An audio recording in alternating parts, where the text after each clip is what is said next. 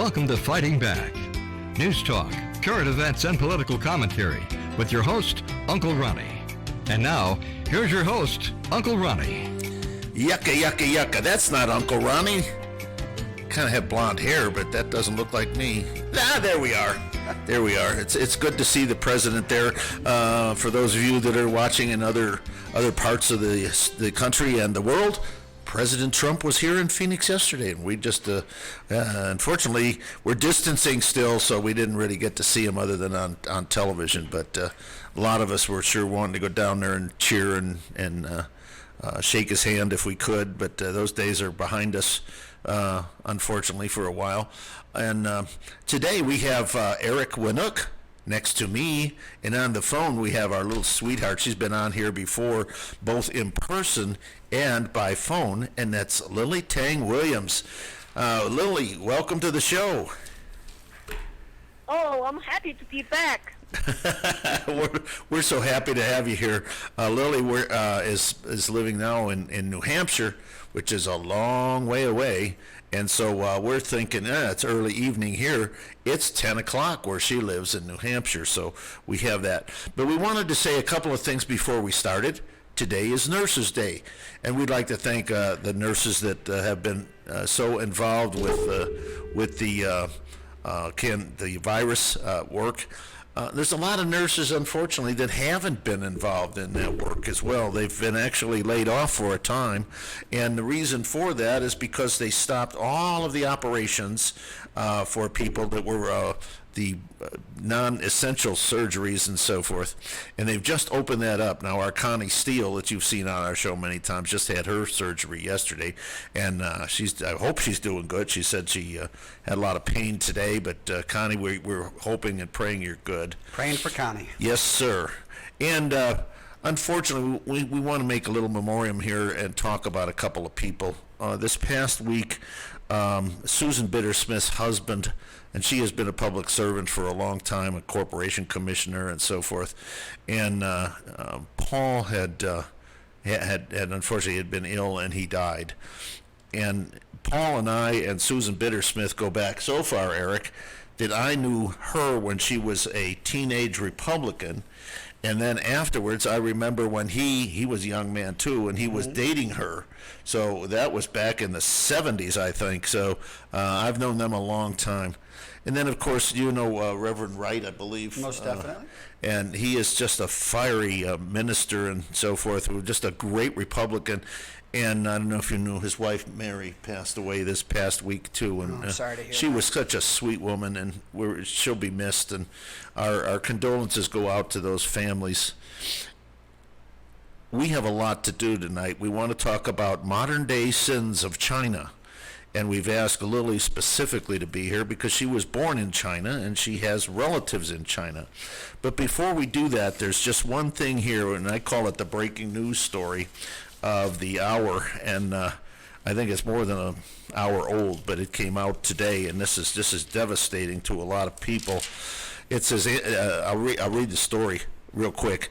Dr. Anthony Fauci, in his role a lifetime federal immunologist bureaucrat, paid $3.7 million to the Wuhan laboratory for coronavirus development after the United States declared a moratorium on such funding. So, Eric, he did that after he was told not to do it. Mm-hmm. Fauci is joined at the hip with Bill Gates, and of course we know Bill Gates wants everybody to get this virus vaccine, and I'm not too keen on that, Eric. No. And also, and he was tied in with the Clinton Foundation. His wife's a very large Clinton supporter. Donates a lot of money. Now, there's a new drug that's come out here, and you can pronounce it, I think. Remdesivir. Remdesivir, I can't pronounce it. But it's come out, and we're wondering, there's some things here that just seem to be amiss. There's these two companies, Gilead and a Chinese company, and I'm going to ask Lily to pronounce that. It's WUXI. How would you pronounce that? WSI? XI. Yeah, like a W means Wu, like Wuhan. Wu, S-I is Xi, is like Wuxi. Wuxi. Wuxi. Wuxi is also a big city in Jiangsu province. It could be located there, Wuxi. Yeah. It's a big pharmaceutical company. And here's Just remember, they're all owned by the state. it's owned by All owned by state. Well, not necessarily so, because the records that this journalist looked up shows that it has offices not only in China but in St. Paul, Minnesota, Philadelphia, and Atlanta, and it is owned by none other than Eric. George Soros. It's owned by George Soros, and the other If it's not state factory, state-owned enterprises, then probably by George Soros, who have multiple international locations and in different countries. Then he just used a very good Chinese name. Yeah. He eats fortune cookies. Anyway, and Gilead, the other company of which they're partners, is owned by none other than George Soros, same man. I think there's a lot of things about this virus that we don't know. And I think the book is still being written on this, Eric and Lily. No doubt. Now, Lily comes with some fantastic experience because she was born in China. She still has family in China, and she stays in touch with Chinese TV. Lily? Right, that's of course, they if you want to know the truth, you cannot just watch all English programs. You have to watch, Chinese Mandarin programs. You have to listen to all sides. So the ones I have been watching, besides sometimes, you look at CCTV, which is totally official propaganda, no free press, free speech there, no truth there. But you have American-based Chinese program TVs. In the United States, sometimes we can debate, Voice of America, if they're objective or not, if they have tie with Beijing or not. But you also have other Chinese programs who are anti-communism, and so they put all their shows on YouTube, and they follow all the WeChat posts, and they have their supporters tip them from inside China with videos and with sometimes writings and documents. So there are lots of stuff come out of China from underground, give you different side of story rather than official numbers.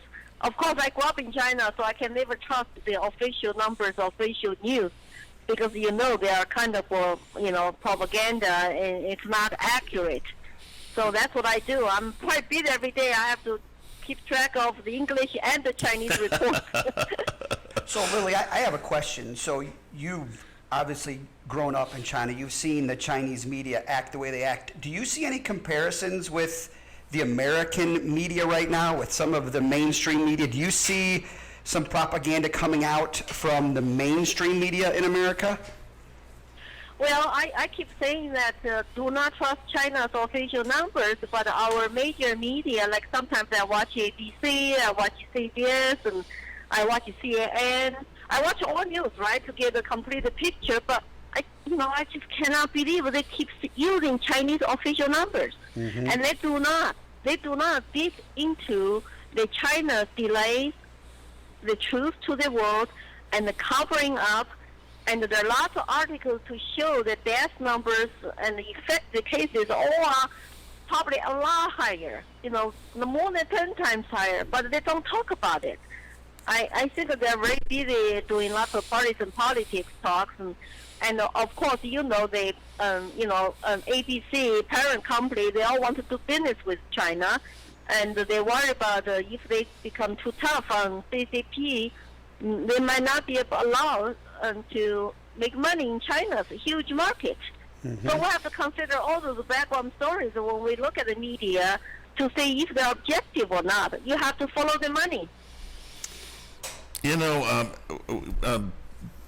Mr. O'Connor, would you put Lily back on the screen there for just a minute? I want to talk about Lily. We have you on the screen, and you're just an absolutely beautiful woman. And we got your Facebook moniker up there, and it's Lily Tang Williams. And I would encourage you all to go to Lily's page. It's phenomenal to hear her story. Is something that is it's almost too good to be true. How she was born into a communist communist country, and actually I don't want to spread rumors, but she was a Maoist when she was a young lady, and she's on the speaking tour, as a matter of fact. And we had her here this past summer, and it's a phenomenal story. And I would encourage you all to get her story, and if anybody's watching this from anywhere around the world, she does speaking tours. We're hoping we can have her here this summer, because there's somebody's beeping in here. We're not ready to take your call, and so we got Lily is. Just go to that webpage. I think you'll find it just very intriguing. Now, Lily and I talked about something just the other day that I wanted to just mention. You know, when we talk about this dread disease, we get a little upset, especially since it came from China. And the thing is, we have to differentiate the people of China from the government of China. And Lily said, perhaps, I'll let you explain it, Lily. She did say that the biggest the folks that were most involved with this nasty disease were the Chinese. They're the biggest victims. So tell us about that, what you know about the disease. Well, that they were talking about China had a death numbers of 3,400 or something. But if you look at China's biggest memorial holiday, April was like April 5th. That time, the Wuhan, one cemetery passed out like 3,500 urns each day. Wow. From end of March. And that the urns were from cremations? Yes. If you add the 17 cemeteries, 3,500 urns every day by one cemetery, you're talking about lots of deaths. That's just Wuhan alone. You're talking about 40, 50,000. Then if you don't even consider other parts of China, if you just consider Wuhan as an example of that, how the government just covered up the truth, and it's just so inhumane. When you go to pick up the urn, they forbidden people to cry. You go to pick up your relatives' ashes, they die alone in the hospital. They get rushed to the cemetery, get burned, and when you go there, finally see your loved one's ashes, and they had a policeman standing up there watch you to say, "Do not cry." So I saw this video that one woman finally just could not control herself. She cried really, really loud, and everybody else was just feeling tears and quietly and watching her. Just think about how inhuman that is. And this is just the totalitarian regime I grew up under. I'm not surprised. They totally want to control your human dignity, emotions. There's no humanity. That's what I'm saying. The Chinese people in mainland China are the biggest, largest group of victims under CCP virus. We call CCP virus now because because like you said, the party, the regime is totally separate from its people. People are very nice people, and they suffer the most, and they still don't know the truth. When I talk to my relatives in China, I don't want to get them into trouble, so I would just observe what they say, what they post. They really bother their propaganda. They think that's, they're hearing horrible stories every day now about the United States cases and numbers, and they worry about me. I said, don't worry about me. I'm fine. At least I know the truth. Wow. Yeah, but they don't know. They really don't know. They really worry about me because China has no problem to, talk about United States case numbers and death numbers and make United States sound like we are horrible. We're handling that horribly. But they don't talk about China. They don't know. how many people really died, infected. Is that sad? Very sad. It is sad, and Mr. O'Connor's playing some Chinese music, which I absolutely love, along with Chinese food. Of course, Lily knows that. We're speaking with Lily Tang Williams and Eric Winook, and when we get back, we're going to start talking a little bit about some of the things that have gone on in China over the years, and that is we're going to start out with perhaps a little story from Lily and Mao, and then we're going to go through Chinagate. And for those of you that don't know, remember Chinagate, it happened only 20 years ago. So we'll see you guys on the other side. Do not go away. We'll be right back. We're going to powder our foreheads. Eric's got the highest forehead here.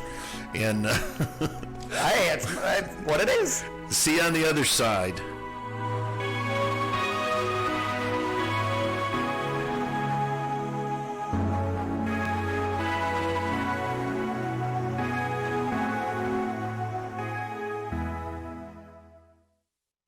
China is the oldest culture in the world, with a written history dating back some 3,500 years. And even 3,500 years ago, China's civilization was old.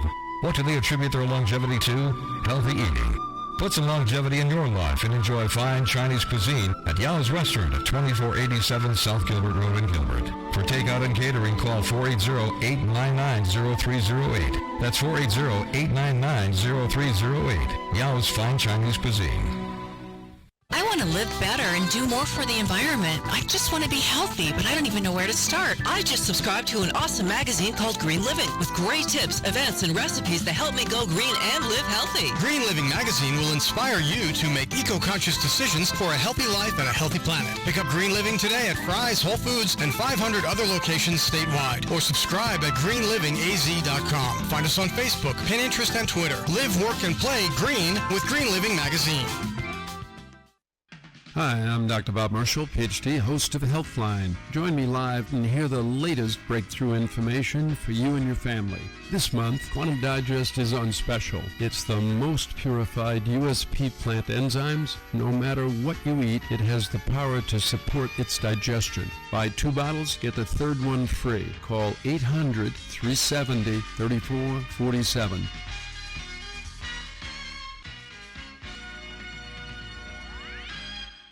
Flint Flowers knows what the kid in you really wants. Hey, hold it down. The Flint Flowers snack pack is the perfect gift for anyone. Thanks, this is just what I need. Great. Now how about the kids? Don't push it. Kid, boom. The snack pack has cookies, chips, pudding, nuts, and lots of other goodies. What's a goodie? Read your script, kid. See the snack pack live on the Flint's Flowers website at flintsflowers.net. Order a snack pack today for that special. Thank you. Wow. Or send a snack pack to someone in the military. That's flintsflowers.net. Flint's Flowers, the official florist of Air America Phoenix. The Flint's Flowers snack pack. It's almost too big to eat. These are great. Got any more? What's that, number 9? flintsflowers.net. Order a snack pack today and charge it. What a sucker. Bubblegum? That's flintsflowers.net. Can I get a snack pack? You're listening to Fighting Back. News talk, current events, and political commentary. And now here's your host, Uncle Ronnie.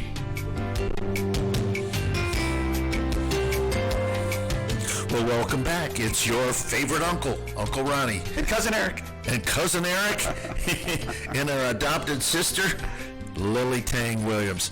Lily, you have been here before, and everybody that has known you is just enthralled over your topic of how you were born into a country with we're showing your picture as when you were a little girl. It's absolutely darling. And Mike's just in love with this little girl here, Mr. O'Connor. He just thinks that's the cutest little, and look at what she grew up to be. This is a beauty. At any rate, and we're saying that, I'm sure your husband is with you, so we're not, we're saying this over the air, so it's No not offense, Mr. Williams. It's not we just No, love- he feel he's being flattered, you know. Good. Yes, he's a lucky man. Anyway, tell us real briefly how it is that you came to America. You were born into the during the Mao years and ultimately ended up in the United States. And especially, there's something very interesting about her. She ran for the United States Senate. She is an American citizen, I might tell you, and she ran for the United States Senate. Tell us about that. Well, I was born right before Mao's 10 years Cultural Revolution. When you were born into communism, you really had no ability to think. So I was basically this little girl who went through Mao's organizations like a little Young Pioneer and Red Guard, Communist Youth League, Communist Party. You went through all those steps that designed by the party for you to basically to show your loyalty to Chairman Mao and to the party. So you can move up. You are the Red Child and the Red Guard. So went through all that. You chant long live Chairman Mao 10,000 years. You never even doubted any authority. You totally believe what they told you.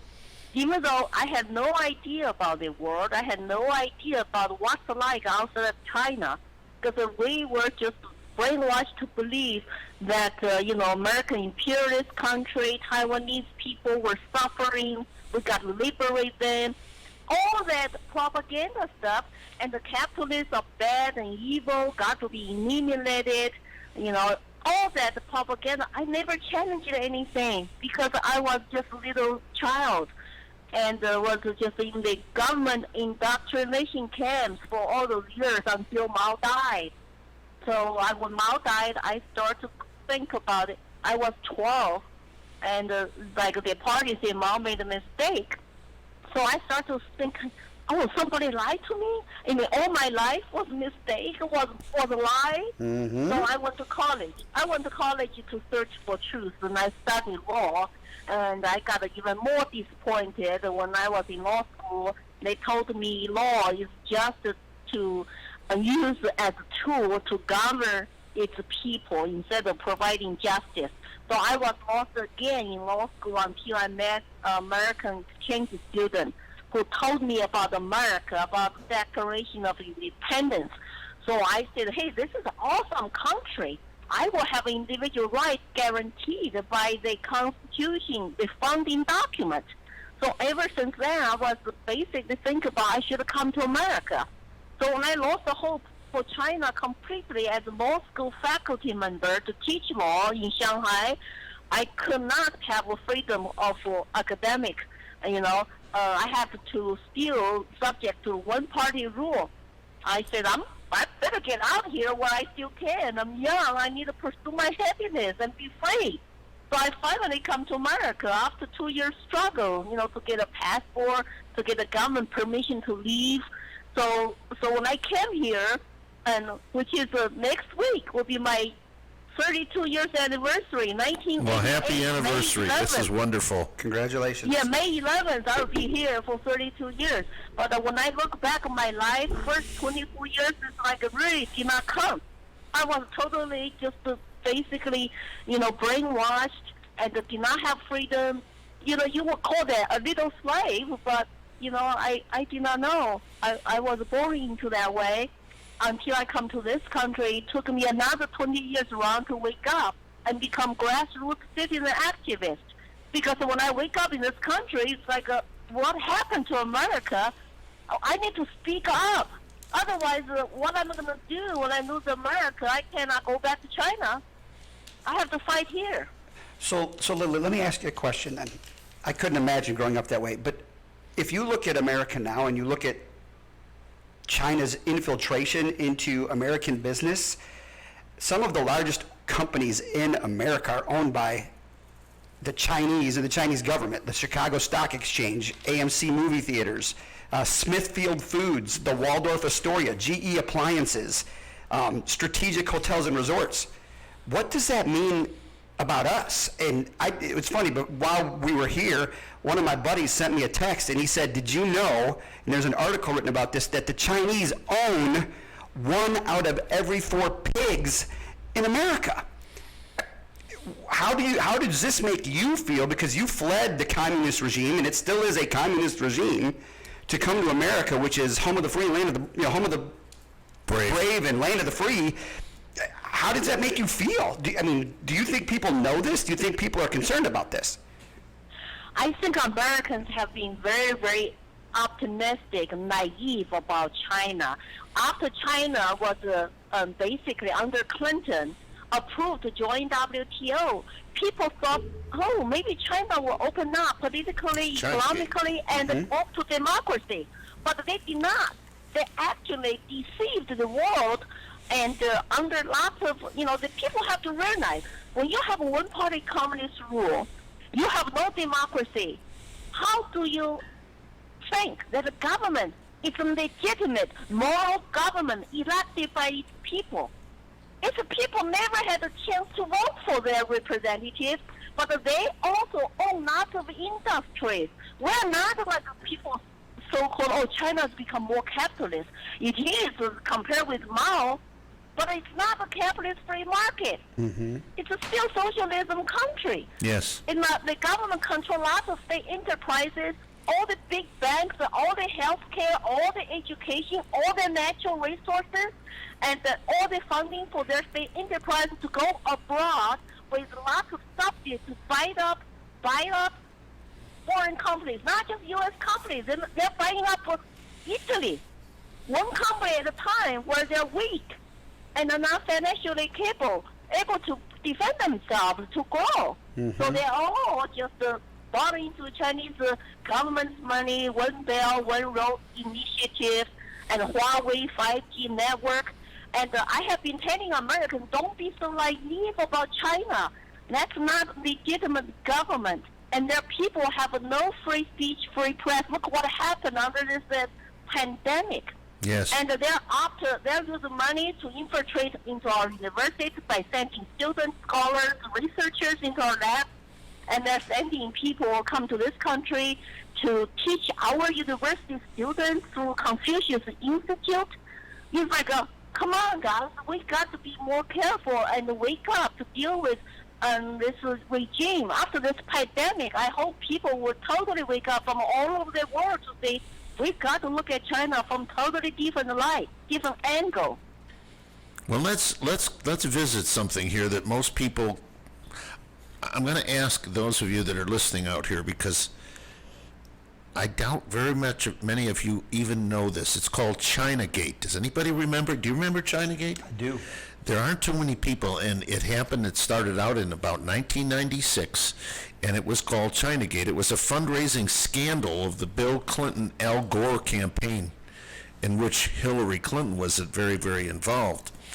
And as I read this, it was one of the most serious scandals in U.S. history. It involved the transfer of America's most sensitive technologies, including but not limited to nuclear missiles and satellite technology, and the exchange of millions of dollars in contributions from the Chinese to the Bill Clinton, Al Gore election committees.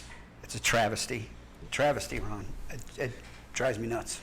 And most people don't remember this. And this is what's sad, is remember the words I just said, the most sensitive technologies, including not limited nuclear missiles and satellite technologies? And Ron, it continues to this day. It does. If there's a company that does business in China, that company is, suggested, more like forced, to share their innovations, their research and development, their IT technology with the Chinese military. It continues to this day. And here's the real problem. We have these laws in terms of handing out political funds, and you're supposed to be able to account for all of them. But what we know is that this has not happened according to the way it's supposed to happen. There's ways you can wash money and laundering, especially in politics, and put it in there so it doesn't look. When we come back, we're just getting ready to go again, and we're going to talk about congressional investigations, criminal inquiries by the Justice Department and the FBI that looked into this. Does that ring anybody's bell? It sure does me. Congress looking into something? The FBI looking into something? We're going to be right back, and I'm getting myself worked up, so come on back and watch us duke it out. Get him, Uncle Ronnie. Thank you.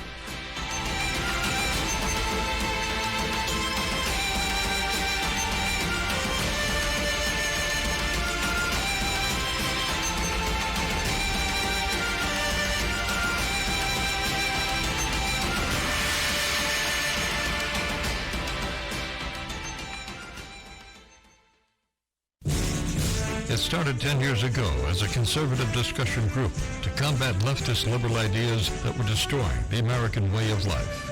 Thus, the Arizona 2010 Project was born. Over the years, it grew and embraced the Tea Party and had a dynamic effect on local, state, and national elections. That's right. The political power of the movement has grown, and now, on its 10th birthday, the Arizona Project has moved to a bigger location and has expanded its vision. The Arizona Project is now producing podcasts, internet radio shows, video projects, along with the same history of obtaining impressive guest speakers and community leaders for our weekly meetings. The Arizona Project is now located at 3238 East Bell Road in Phoenix. For more information, call 602-677-1496. That's 602-677-1496. Please join us to promote the American values that have made this nation great and will continue to make it great. The Arizona Project, celebrating 10 phenomenal years. Wild Tiger right here in Phoenix. Whoa, big fella. Is reminding everyone to please give blood. By doing so, you may save the life of a child, surgery patient, or an accident victim. So give blood. It's safe, it's simple, and it's needed. That message courtesy of Wild Tiger at 2631 North Central Avenue in Phoenix, where they invite you in to enjoy the finest authentic Thai cuisine like Si Penang, Pad Thai, and ginger fish. Stop in or call 602-241-8995 for carryout. Wild Tiger is on the air because they care. Camelback Toyota, located conveniently on 16th Street in Camelback, off the 51 freeway, easy to get to right here in the city. You work downtown, stop on your way home, take a look at some beautiful new cars, used cars. Derek and John O'Malley Jr. and my mechanics in the back, Abe and Jared and Tom, my man Jake, Felix, John Wicks is there, Levi. They are trained and trained heavily. They know everything backwards and forwards on any Toyota. Customer satisfaction numero uno at Camelback Toyota. Sight is a very precious gift. If the quality of your eyesight is becoming a concern, see a world of difference at Family Eye Care Associates. With over a quarter century of experience in the Valley, Family Eye Care Associates offers complete diagnosis and treatment of cataracts, glaucoma, diabetes and dry eyes, and thorough retinal evaluations with dilated exams and retinal imaging. Specialized doctors, highly trained and certified technicians, licensed opticians, pediatric and geriatric care, contact lens fittings, and high-quality lenses and frames at prices you'll like. And as always, all of this comes with friendly, personalized service. We accept most insurances and have 2 convenient locations in both the East and West Valley. Give Family Eye Care Associates a call now. In Scottsdale, dial 480-419-3900. For the Glendale area, dial 602-843-2900. Family Eye Care Associates is a proud member of Vision Source, the network of premier eye care practices. You're listening to Fighting Back. News talk, current events, and political commentary. And now here's your host, Uncle Ronnie. That's not me on the screen. That wasn't me on the screen. Hey, we're back. Thank you for hanging in there. I've calmed down a little bit, but we're going to fire you up again because I've got some things here. You're not going to believe this. We've got Lily on the phone, and she's in New Hampshire, and gosh, it's about 10:30 there, and I guess the sun's maybe getting ready to go down here. So, past. Well, I'm a night owl. You're a night owl. Sorry, I can't stay up late. Well, it's past Eric's curfew. He's got to be in at Darn right. at 8, I think. 8:30 in bed watching Big Bang Theory with my wife. Darn right. So anyway, as I go on here, it's just this case with this this trade thing and the Chinese was so involved and so serious that the Commerce Department of the United States actually asked for a judgment from the court against itself to avoid further revelations. Now imagine asking the courts to stop you from doing what you're doing. Please punish me. Yeah, punish me, whip me. And of course we have activist judges, and the courts refuse to do that. Now, when we left, the thing that got me a little excited is, once again, congressional investigations. Wasn't the Mueller case a congressional investigation? Why, yes, Uncle Ron, it was. Wasn't the impeachment a congressional investigation? Why, yes, it was, Uncle Ron. Joke? Big joke. Big Big joke. Okay, and then a criminal inquiry by the Justice Department and the FBI. Ooh.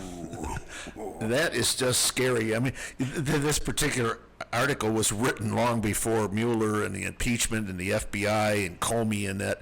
This is a joke. If this is the way this country has been acting, we're with a bunch of dupes, and these dupes are bringing us right into the communist Chinese sphere, and we're falling into terrible times when we start listening to that.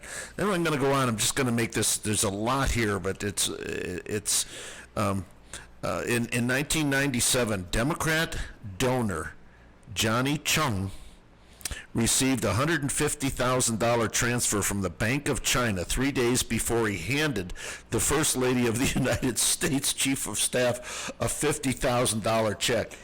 Hillary? No pay to play there. No, it couldn't have been Hillary. I remember that. Even with my limited English in the 90s, I remember it was in the news too in the 90s.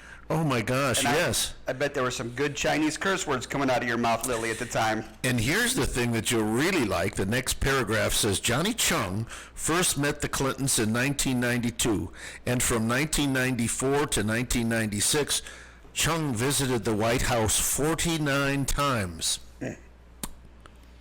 I'm sure he was delivering Chinese takeout. Oh, no doubt. You think? No doubt. Sweet and sour chicken, here we come. So at any rate, I can go on and on about this, but it's finally here. It says, during the investigation by the Department of Justice, 120 people connected to the China Gate either fled the country. I wonder where they went. They had all the money. They could go wherever they wanted. They fled the country or pleaded the Fifth Amendment. Now, for those of you that don't know what the Fifth Amendment is, it's just, I don't have to incriminate myself, so I don't have to say anything because I'm afraid you might send me to jail if I do say something. I'm guilty, but I'm not going to tell you I'm guilty. So 120 people involved in our government that were... It's unbelievable, Uncle Ronnie. It really is. Lord help us. And these are the things Lily remembers that I remember that. You remember it, but we're all activists. Mm-hmm. I'd imagine that the average American does not remember it.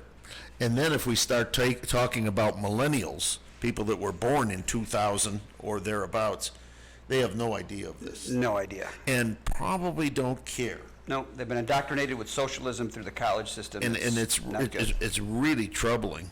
And I don't know if there's a way around this, but I want to take us to the next step here, and we're moving right along here.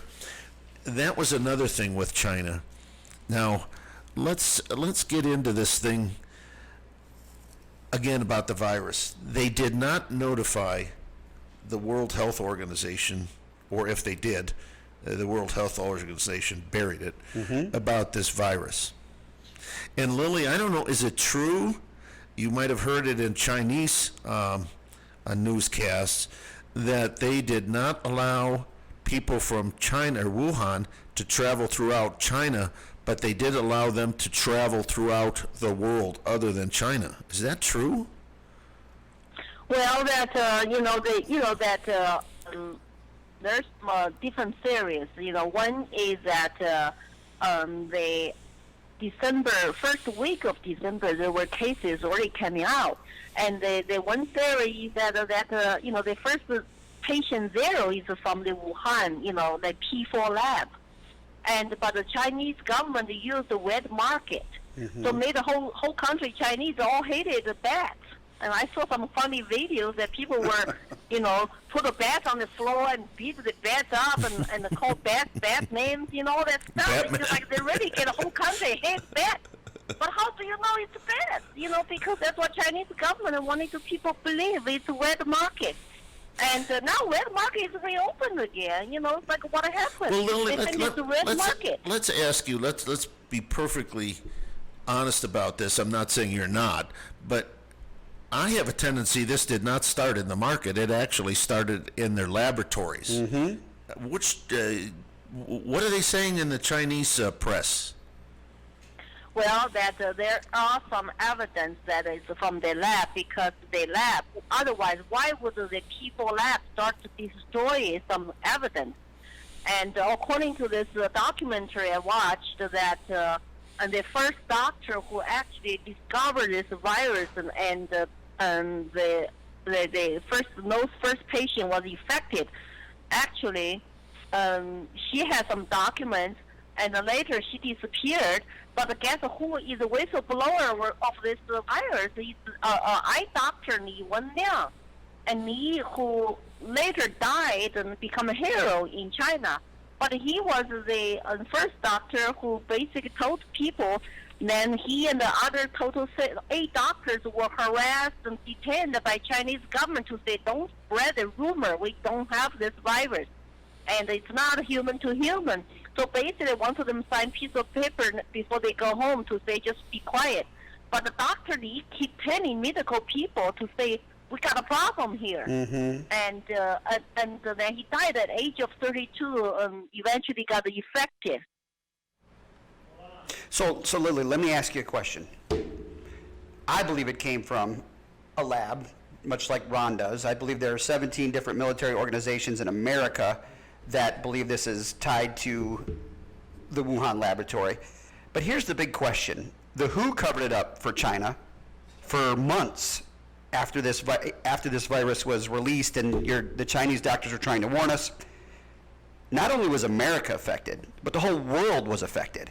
So what should the consequences or the recourse be against China? Well, the whole world now is gonna, be so mad at China, not just the, it's human cause, economy collapse, and now they have to mostly, that part they have to depend on China for PPE supply right now. I have been working with a company to provide PPE, and we're constantly running into issues with China's, export restrictions, and they call it mask diplomacy now. They will say, hey, we can ship you some PPE and N95 masks if you agree to use Huawei 5G network. I can use that as bargaining chips now. So, of course, the first line of cover-up is the Wuhan government, because, all the Chinese officials are appointed, they're not elected, including mayors, including all the governors. They have to cover up so that they cover their funds. You said they're appointed, not elected? Of course, it's one-party dictatorship. People cannot vote. If you're appointed by top of central government officials, like if you're appointed listed by Xi Jinping, guess who you are loyal to? You want to cover up any kind of bad news because you can lose your job. So we don't know. We think that the first cover-up is Wuhan, but the Wuhan government probably told Beijing, and maybe delayed sometime there when they detain doctors and stuff. But when things get worse, they told Beijing. So Xi Jinping knew about it first week of January, and supposed to tell WHO immediately we have this virus, human to human. But they did not maybe tell the whole story, and WHO said it's not human to human. Mm-hmm. And by the time they locked down Wuhan, on January 23rd, 5 million people left Wuhan for Chinese New Year, travel around the world, travel around China. Right. And of course, people are going to hold China accountable. All that 6 weeks delay cost lots of human lives and the world economy, and now China got to be held accountable. There are lots of ways to do it. Yes, and that's what we want to talk about coming up here. But I did want to, in the final section, I do want to talk about what we should do about China. Our supply chains are and we'll discuss that in that section. But the one thing that I'm really curious about, and I'm, Eric, I'm not real big on American press, because they don't seem to be as honest as they should be. Certainly not objective, are they? They're certainly not objective. But I've heard that even Washington Post, New York Times reporters were kicked out of Wuhan and kicked out of Beijing because they were seeking some solutions. And I read as early as today that the Chinese do not want to let anybody in until this virus and the world pandemic is over. Whatever that means, When is it going to be over? Nobody knows if it's ever going to be over. And they won't let us know until it's over? Well, I agree with you, Ronnie. I don't know when it's over, but I will not stop living my life. So no, we can't stop living our lives. We have to build antibodies and antigens to this. We're here with another break. I know I'm going. If Mr. O'Connor gives us a commercial for bat soup, I'm going to be very angry at him. I don't know that he eats bat soup, but I certainly won't. And Eric, you in for a little bat soup? It's not on the menu tonight, Ronnie. Okay. I'll pass. Maybe when you get home. Sure. My wife's going to make me a bowl of bat soup. I have to go to Payson for that. Okay, we'll see. We'll see you on the other side.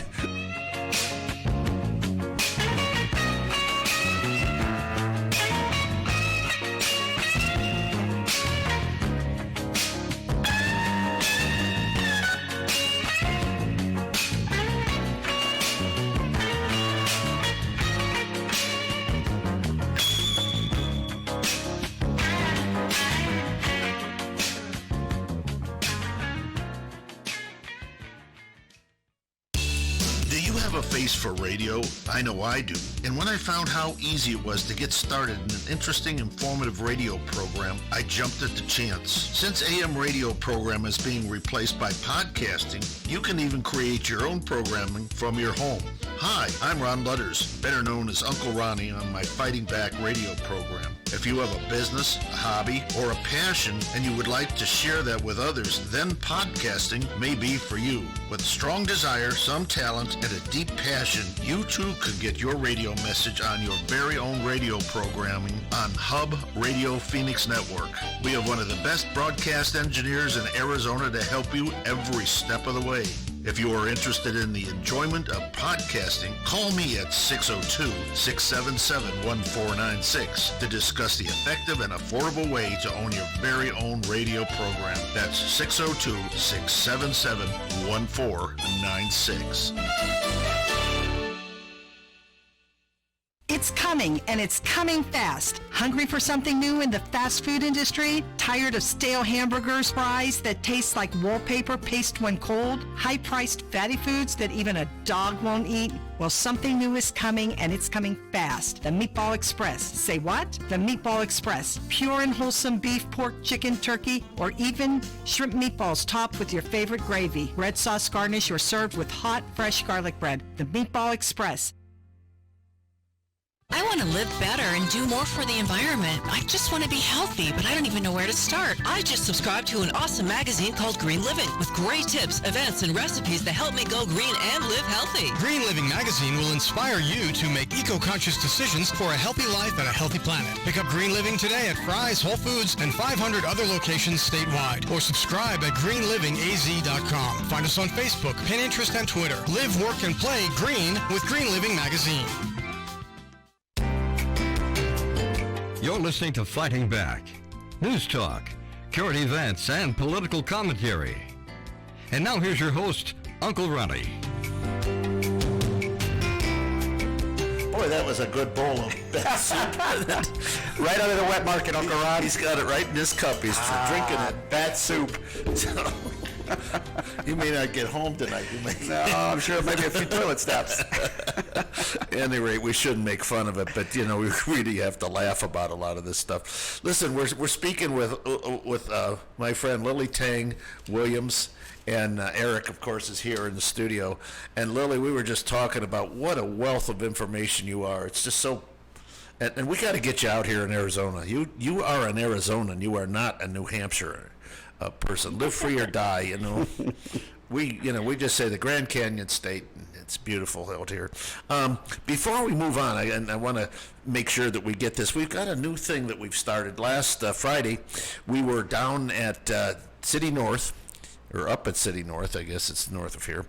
And we were looking for the jet aircraft from Luke Air Force Base to fly over, thanking first responders for everything that they've done.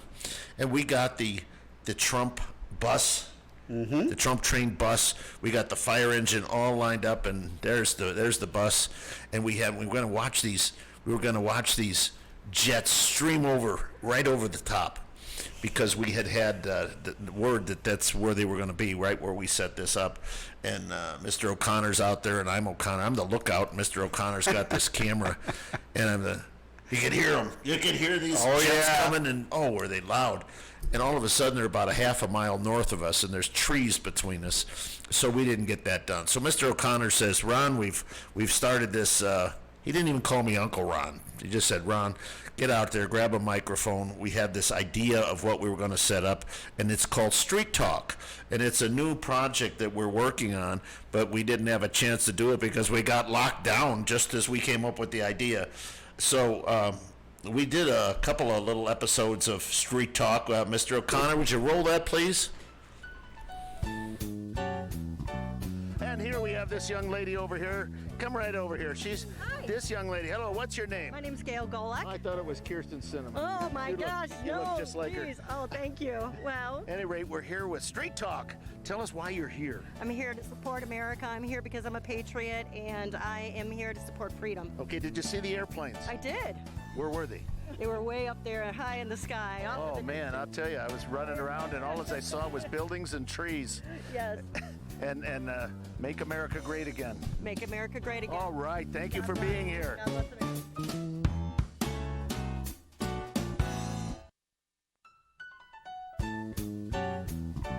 Okay, we're keeping our social distance, but when I see a gal like this, I want to get close.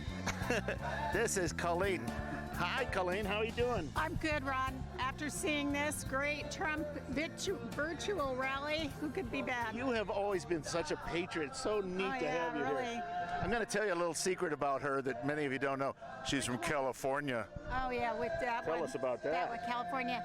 Well, I'm glad I'm not there now because I was definitely a beach girl.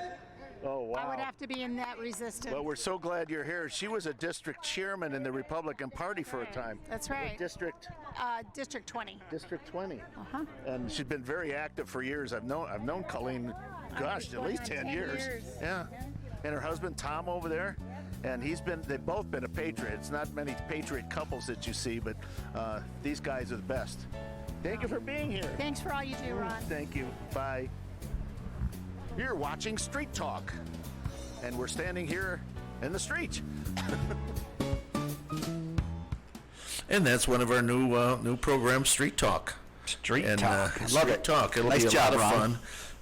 fun. And that wasn't my gig. And we kind of went out there, lost a good part of the day because the planes went too far to the north, and so we never got it. So we just, always the entrepreneur in us, we're always looking for a way to make things work. So, Lily, I hope you enjoyed our little Street Talk. It was fun. Are you still? You guys are funny. Yeah. You're funny. Yeah, especially that lady. That lady Colleen, she didn't like it that I told people that she was from California. Hey, at least she got out. She got out. Kind of like China, Lily, right? I mean, she escaped too. The People's Republic of California. So anyway, getting back to this, I think China needs to pay a price for this. It's unfortunate, as Lily said, one of the biggest casualties of this were the Chinese people. And the thing that's really unfortunate about it is they don't have a lot of say in anything that goes on in their country. They're just kind of robotrons. Things happen, and they can't do much about it. That's what's so sinful. But I know I've heard a lot of different things. I'm personally of the opinion there's several things need to be done. One, we need to change the pharmaceutical companies, get them out of China altogether. And there are plenty of places like the Philippines. Philippines are friendly to the United States. They have a low cost of production, and they speak English. Yep. And quite frankly, they like America. A lot of people don't know this, but the Philippines were an American protectorate after the Spanish-American War.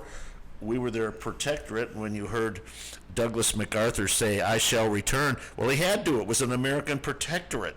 And then in 1948, they became their own country with American-like government and so forth. So they're friendly, and they need the work. And to your point, Ronnie, and I don't think Americans know this, and I don't even know if Lily knows this. She probably does. But let me give you a couple of quick stats. 91% of all hydrochloric in the world is made in China. 92% of your ibuprofen is made in China. 95% of all antibiotics are made in China. Wow. If we ever, and unfortunately I hate to even think about this, but if we ever get into another world war and China is our enemy, what are we going to do without this medication? I mean, they could just take us over because they just stopped the flow of medicine into the United States, and we'd have a tremendous, talk about a pandemic now. I don't know what it would be like without medication that people take for all types of things, diabetes, heart disease, and kidney disease. Lots of whiskey drinking. Oh, yeah. This is a wake-up call, Ron. This is a wake-up call time for America to look at its pharmaceutical and the security-related, the PPE-related products, all are largely depend on China.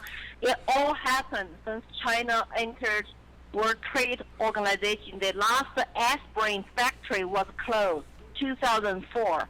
So it's time we need to call those American companies to come home or go to other countries to diversify. You know, Japanese government just offered to cover all the expenses to get their companies out of China. Japanese government is doing that starting recently. Well, I have a feeling we are going to be doing it too. I think China. Trump already talked about something. He's already talked about some kind of incentive. I think China is going to be a big loser in this thing in the long run because the pharmaceuticals are going to come out.